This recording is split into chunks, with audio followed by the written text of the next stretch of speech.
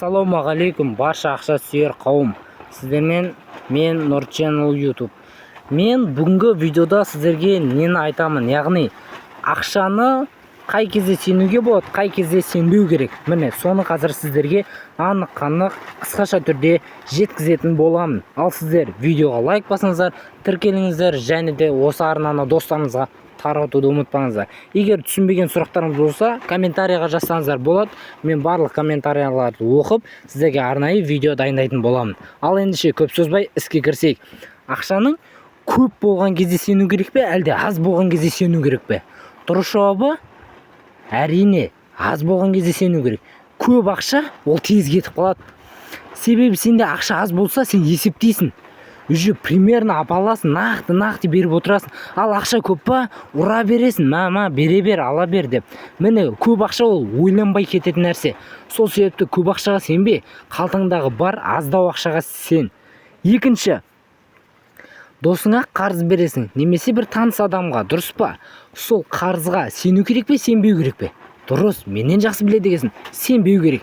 Өйткені адам алған қарызын осы күні беремін дегеннің өзінде де ол мүмкін емес нәрсе. Бірақ беретіндер бар, шамалы ғана. Сол себепті ақшаны бердің ба, қарызды күтпе. Сен одан да жұмыс жаса, басқа ақша тауып қой. Міне осы. Әйтпесем, ол сен оған сенетін болсаң, бекерге өміріңді құртып алуың мүмкін. Келесі, ақшаны басқаруды үйрену үшін ең алдымен ақша қалтаңа түсті ме? Бірінші ойлан. Егер ойыңа жаман нәрсе келсе, ақшаны алда біреуге бер жер. Мысалы әкеңе, анаңа, досыңа бер. Ал егер жақсы нәрсе келсе, онда дұрыс пайдалана біл. Бірақ енді жаман ой келсе де, жақсы ой келсе де, сен айдатып тұрып жарататын сияқтысың. Ал ендеше көп сөзбай келесін бастайық. Мақұл. Ең бастысы ақшаны дұрыс жолға жұмса. Оның табыс алып келетін жерге жұмса да, табыс келмейтін жерге жұмсама. Түсінікті ма?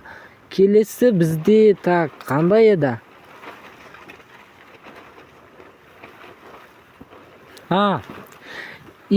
Тағы бір нәрсе, ақшаны запаста сақтауды біл. Бірінші, ақшаны жина.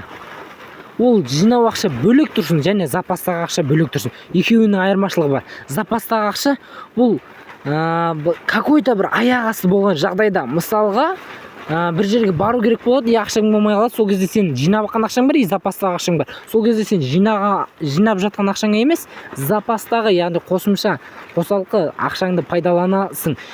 Ең бастысы, дүниемен сақтама, оны барынша қаржылай наличка түрде сақтағаның дұрыс. Телефон заряд аз болады, басқа нәрсе болады, карточканы таппай қалу мүмкін деген сияқты. В общем, наличка ұстасай бауырым, не болса да өмірді қиындатпай. Ал келесі бізде ақша жинау.